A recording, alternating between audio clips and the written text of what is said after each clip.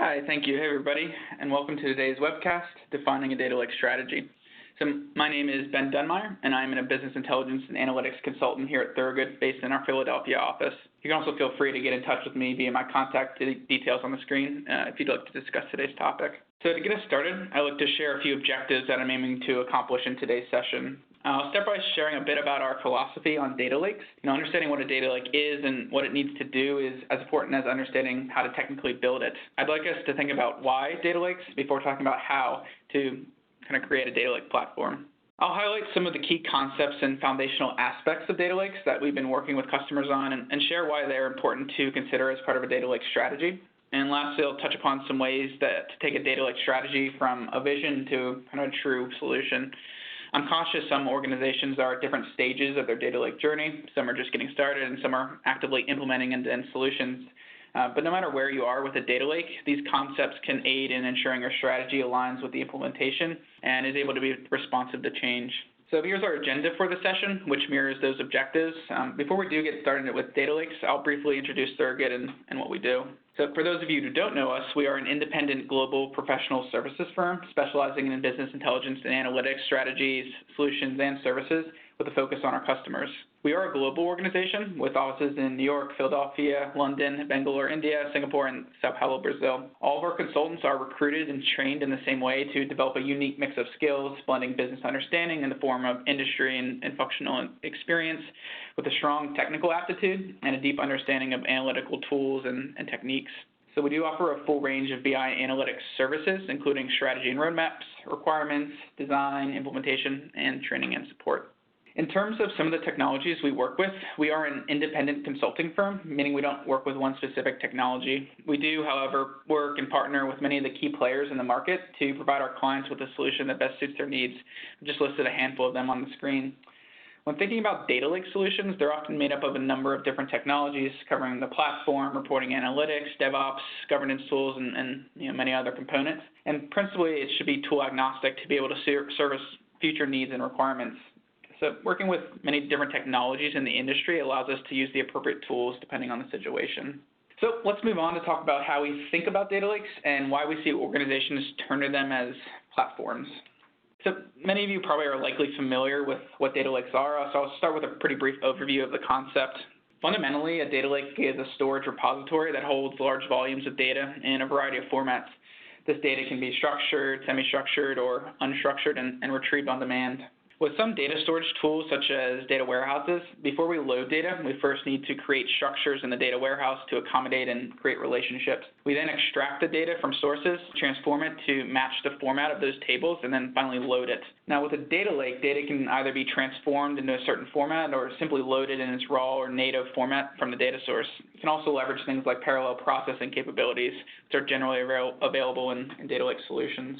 So data lakes are capable of storing data at relatively low cost as compared to other traditional data storage solutions by the virtue of the fact that lakes can leverage open source software like Hadoop distributed file systems and take advantage of cloud storage offered by Azure or AWS, for example. They're also capable of handling a scale of data which dwarfs that of traditional data storage tools.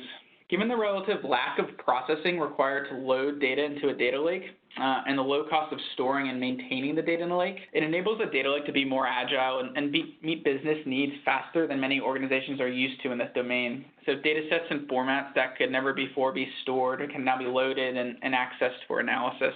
And finally, a data lake is an enablement tool that empowers users within the organization, so it provides access to potentially all of the organization's data from one central place. It kind of gives the ability to analyze cuts of that data on an ad hoc basis. It can also be used to mirror process data that exists in a warehouse or as a staging area before data is processed and consumed by business users. So really at its core, the term data lake really relates to the storage of data.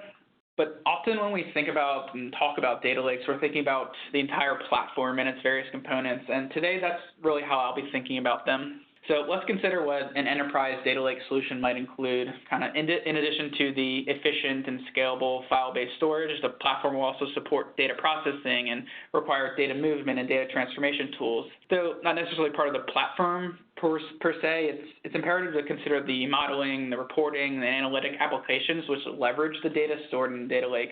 While a data lake is generally thought of purely as kind of a storage entity, we'll spend most of the session today thinking about a full end-to-end platform, because it's important to consider kind of both ends of the continuum, the data sources all the way through to the end user needs. So let's shift from what constitutes a data lake to think about why organizations are investing in the technology and kind of what it should do fundamentally. Understanding what a data lake is and what it needs to do is as important as understanding how to technically build it. When defining a data lake strategy or implementing it as a solution, it's necessary to continuously think about what you want the solution to do and the specific purpose it's intending to serve for your organization. Our philosophy on data lakes is to think about what the data lake should do and why it should do it, which should ultimately influence the design and implementation and also the way it is positioned as a data asset. So based on some of our experiences, here I captured a few ideas on what a data lake should do and why it should do it. First, a data lake should be a place to store and process information that can be accessed in an intuitive and secure manner, so that users and teams building data systems are able to take the information and provide value. The data lake should also be tool agnostic, keeping in mind how frequently reporting and analytic tools evolve. A data lake should be responsive to business needs, because as business objectives change and user priorities grow and evolve, the data lake needs to evolve with them. A data lake can't be thought of as a static system. We know data demands are going to change, and the data lake should be built to respond to those changes. And another one here, a data lake needs to have standards and governance that strikes a balance with an innate ability to be adaptable. Because while we want the solution to be flexible and agile in handling business needs, it can be troublesome to overlook and sacrifice reliability and robustness. And I'm sure there's many more examples, and I'm sure you can think of some specific ones to your organization. The point really is that simply focusing on technology and what tools can do may cause us to miss why we're investing in a data lake and what we want the platform to be able to do. It's thinking about what a data lake needs to do now and what it may need to do in the future, which positions us to recognize a strong return on investment and ultimately employ a system that is responsive. So thinking about data lakes in this way is a bit abstract and certainly worthwhile. Let's talk in a little more detail about how this line of thinking materializes into concrete design elements. So we did just think about what we want a data lake to do and why we wanted to do it. How can we influence or control those capabilities? We like to think about the core principles or functionalities which a data lake possesses or is defined by. So what are the things we have to make a design decision upon, which will ultimately impact what the solution is capable of? So I'll just show a handful of items on screen and won't go through them in detail. But they're all kind of elements of a data lake solution that can impact its responsiveness, its flexibility, its governance, and so on. It's important to think about these principles when defining and strategizing about a data lake, as well as when it's built and maintained and added onto. Solely thinking about design principles at the start can cause you to stray from your vision and lose control. The core design elements should be thought of consistently and evaluated throughout the data lake's life. So to talk about a few, we think of data lakes as vessels to extract and store information from a myriad of sources. We want those extractions to be accurate with the ability to restart or be run independently. We also want to ensure all the data lake layers are consistent and accessible to the right people. Certainly with recent data privacy legislation and the expectation for future restrictions, thinking about data privacy in a data lake is vital. We want to think about requirements now, but also requirements that might exist in the future. So how do we construct the platform so we're able to respond to new legislation and adhere to different requirements? We think about tagging data, capturing metadata, or maybe defining specific storage locations for private information so that the solution is robust enough to respond to new needs. End user enablement is pretty key to recognize the value in the data lake and allow end users to extract valuable insights. So how can the data lake design allow for co-creation with IT, support self-service and analytic use cases, and enable data exploration of raw, cleansed, and modeled information? Thinking about design in the context of business drivers and user needs is an important element of a successful strategy, and it ensures the solution will provide value now and into the future. So here I have some ideas on elements of a data lake that can impact its ability to fulfill your vision and strategy. What are some other ones that are relevant to you and your situation? So to tie in the marriage of kind of technical design decisions with business goals, I'll share a few common business drivers that we've encountered at customers when exploring a data lake. There are surely many others that impact one's data strategy and may be relevant to your organization's current state. On the screen are a few common reasons why an organization may benefit from a data lake. I'll go into a bit more depth on just a few of them. To start with, users are empowered with a wide array of data at their disposal to be analyzed in their tool of choice. So data lake enables data scientists to explore use cases by providing access to enterprise data securely and at the right level of detail. And it also allows people to connect to it ad hoc for kind of accessing ad hoc insights. The data lake offers an organization the ability to operate existing systems with kind of reasonable data volumes, such as a data warehouse, while retaining access to large volumes of historical data in the lake. So with large volumes of internal data and increasing volumes of external data, a data lake can service massive amounts of information while being responsive to business inquiries. And data lakes can store and catalog various types of data, not just column-oriented, structured information. This allows analysts and data scientists to gain new insights from structured or semi-structured data, unstructured I should say, that were previously unable to access or work with or integrate alongside more traditional information. So this can kind of include anything from less structured files produced by business users to images, emails, video, or audio that has been captured and recorded. So there's quite a large amount of untapped potential from these new types of data sources. So these are just a handful of common business drivers we've seen from our customers that are leading them to either consider or adopt a data lake as part of their data landscape. A key point really is that the way you would design a data lake varies greatly based on the distinct set of business drivers, and it highlights which core design principles are most important to your use case. So we've talked about data lakes and maybe why organizations are using them at a very high level with kind of an abstract lens. Let's shift to how we can turn that vision into a realistic strategy that ultimately enables you to kind of implement a data lake that kind of fulfills the why.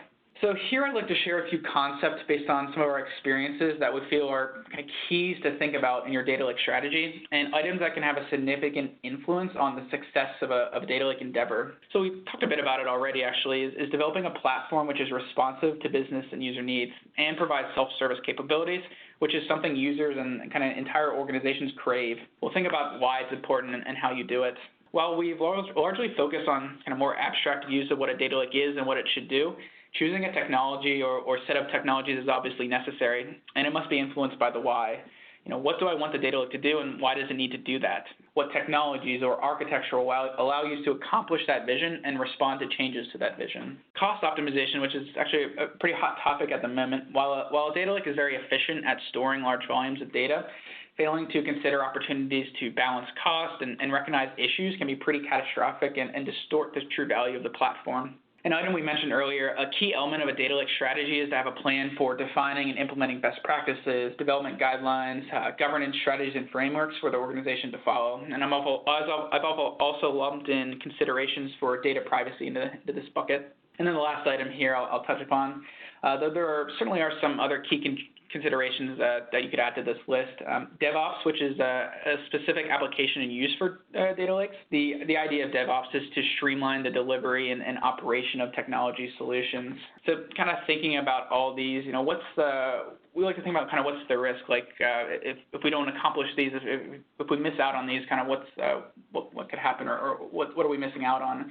So if a solution isn't responsive and doesn't provide self-service, you're not necessarily providing value or providing the right value to an organization. In technology, you might hit limitations or kind of miss your vision if there's not an alignment between kind of what the strategy is and then what the technology is able to do and how the technology is used. And then cost optimization, kind of straightforward. It can become expensive. It can become kind of unmanageable, and it can kind of lose transparency in the system and what the costs are. Without some standardization and kind of governance, there's not much structure, and honestly, it gets hard to use, and the system isn't necessarily able to be accessed by the right people. And then DevOps, you can miss out on some efficiencies. So I'll go through each of these topics a bit more to highlight kind of why they're important and kind of some things that you can do to get them right or get along the right journey. So let's start off. We'll take a look at creating value by using a kind of responsive and self-service platform. So we know that end user needs and business objectives will grow and evolve over time. The platform must really evolve with them and be able to support data demands now and into the future. In many instances, data lakes provide access to data that has not yet been seen within organizations. This often causes a need for further analysis, additional data sources, and further processing, which requires you to act quickly and be able to prioritize new data sources or shift focus. Generally, users are interested in exploring data and extracting insights with tools that they're familiar with. So a data lake should be agnostic, so users can implement tools that they want to work with, as well as work with tools that may be prevalent in the future. We also want to be able to recognize synergies with and take advantage of existing data investments. So what are some ways to kind of accomplish these? By engaging with business stakeholders to prioritize platform development and explore high-priority insights, you're able to listen to feedback and design the solution in a way that aligns with business needs and priorities. We'll talk a bit more about it later, but implementing a DevOps framework into delivery and operation of the data lake can allow for more agility and collaboration in addressing new requests and provide assurance that the solution is reliable and consistent. Executing user empowerment and training programs to educate users on functionality and protocols for accessing the data lake can provide the support to explore and uncover insights. It's also an opportunity to collect feedback and iteratively incorporate that feedback, which helps to maintain the platform's responsiveness. So next, we'll take a look at choosing a technology and kind of overall architecture for the data lake. So kind of in simplest terms, you need to define what technologies will comprise the data lake. You also have to think about what type of skill sets are needed to kind of deliver and then maintain that platform. In choosing technology, you're able to recognize opportunities to take advantage of existing data investments and ensure that you aren't unnecessarily replacing existing systems or maybe duplicating work. Often we see the need to integrate a data lake with existing, like a data warehouse solution, for example. You want to ensure that the data lake aligns with organizational strategies. So it's important to think about where data lake fits with future strategy and how it's going to grow or influence your organization moving forward. It's also a good opportunity to uncover any restrictions or limitations in cloud versus on-prem or data privacy or maybe something else. So what are some ways to define technology in your strategy? You can explore what's available in the industry with software vendors or partners and learn about some of the options and how they align to your business drivers and why your organization is using a data lake. It's often valuable to do an exercise of evaluating what tools users are working with and then cataloging what existing data assets like source systems exist in the organization to ensure the data lake can service them, kind of all of them. Now, this activity often dovetails well with prioritizing sources to ingest in the lake first. And something we see quite frequently is running a POC or pilot project using one or maybe several different technology solutions to understand limitations, validate approaches, and de-risk a wider rollout. Next, we'll take a look at cost optimization and areas where organizations can run into some issues. Very simply, and generally you want to balance performance with cost and some other variables. When looking at the bottom line, you want any data investment to be as economical as possible. The more expensive the operation, the more valuable the insights need to be. It's quite important to have transparency into the data lake and have the ability to monitor costs and perform analyses on that information. You want to have a full picture of the platform and understand what is driving costs and where there are opportunities to implement optimizations. And thinking about cost optimization also instills good practices in development and maintenance teams when managing the data lake and is an opportunity to invest in people. Thinking about cost optimization both for existing services and new ones can help get ahead of the curve. So what are some things that may make sense to be included in a data lake strategy? First, we look to optimize the various data lake platform components, specifically those which handle data movement and require heavy resource utilization. So depending on the technology stack and the type of service, there are different optimization techniques to use. You want to minimize the amount of data egress, movement from the platform. You want to size processing engines or nodes reasonably, and you want to consider the appropriate storage and compute power for databases or other applications. It's possible to configure automated monitoring of costs, which can be used to trigger alerts based on specific thresholds. You can also automatically scale up and down resources depending on their usage or time or maybe another factor. Another relatively frequent problem we see is losing control of costs in non-prod environments. So, establishing mechanisms for resource allocation control and the ability to automatically turn off services which aren't being used in non-prod environments is often a worthwhile investment to make. And certainly the possibilities and ways in which you achieve these cost optimization plans depends on the technology you're using and the way it's managed. So a bit of a catch-all here is including considerations for standardization, governance, data privacy, and a strategy. Some things to think about are kind of promotes consistency and ease of use for both development teams and end users, as it provides guidance on how the data lake should be maintained, accessed, and how solutions should be designed. You're able to ensure reliability and robustness of the platform, which is absolutely required to maintain confidence and trust in the user community. It also helps provide transparency to what and when information is available in the lake. Something we spoke about earlier, organizations need to adhere to current laws and regulations, data privacy restrictions, and also be positioned to respond to future legislation rather quickly and efficiently. So what are a handful of methods to ensure your data lake is governed and then defined in a way that teams can implement best practices and frameworks in their solutions? To start, you'd want to define standards for data lake services and provide a framework for implementing data management solutions.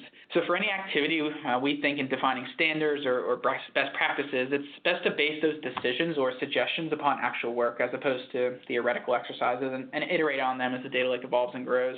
Having a strong understanding of the possibilities with technologies, whether based on previous knowledge or from conversations with software providers or partners, and how those technologies can be implemented to enable governance and control and data privacy capabilities is often kind of overlooked. Many platform as a service offerings have built-in functionalities that can be leveraged. And it's helpful to have a strategy on how to integrate the standardization and governance framework and kind of in those using the data lake and kind of ensure that all teams are able to adopt and adhere to that strategy. So having documentation, presentations, user communities, online help, and other things can ensure that information is shared and collaborated with. And the last one here, we'll talk about DevOps, which is kind of quite detailed for data lakes, so I'm just going to keep it at a high level for now. So why is DevOps important? Because we want to be responsive in the development and maintenance of the data lake platform. We want to use technology to make development easier and less error-prone, so the focus can be on analyzing data and listening to business needs. DevOps enables a single version of code and promotes the ability to be agile and controlling the platform. We want the ability to see what's happening and know what's happening. It also provides a framework that development teams can be successful using when maintaining or creating in the data lake. It provides opportunities for collaboration and efficiencies. So very broadly, what are some things to do or maybe get started with? Pretty plainly, establishing a DevOps infrastructure and framework is a first step. Specifically for data lakes, we focus on enabling effective code management, automated deployments, and automated testing. So automated testing both in the sense of reconciling data and then verifying kind of code deployments or controls have been followed. A DevOps framework must be intertwined with the technology selection and tools which are used in data management solutions. So it's important to think about how those tools that are selected work with your DevOps framework and any risks or limitations. And something that's gaining in popularity is provisioning infrastructure as a code, which allows you to quickly create new services, new environments, et cetera, within the solution.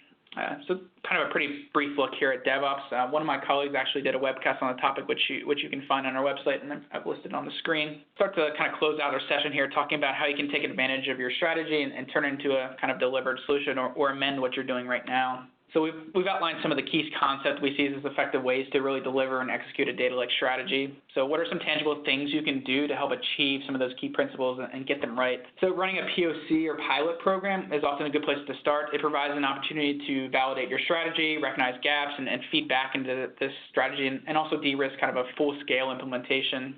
Like we just mentioned, DevOps is a pretty powerful and worthwhile investment to include as part of your data lake platform. Allows you to kind of automate processes, which ensures accuracy, reduces time and cost investments, and also helps with efficiency. If you're already kind of on your data lake journey or maybe recently started, it's a good opportunity to assess where the solution is compared to those business drivers, principles of design, and why you're building a data lake. It's important to continually think about what you want the data lake to do and what it is as it grows and matures.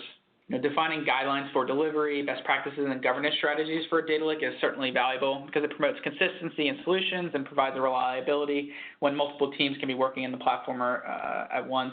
This may manifest itself in shareable code, documentation, or other forms of material.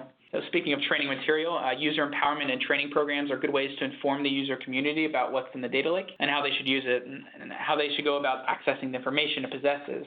Users will often be looking for transparency into data sources and transformations between layers, for example, which may be something that a data catalog can do. And lastly, one of the items I took from the cost optimization is to implement cost monitoring in all environments, kind of the starting point. This will provide the ability to have a kind of a full view of the solution and identify areas where kind of optimizing storage or resources of the lake is needed. So kind of just a handful of things here that are opportunities to inject value into the lake and kind of be in a position to be responsive and adaptive.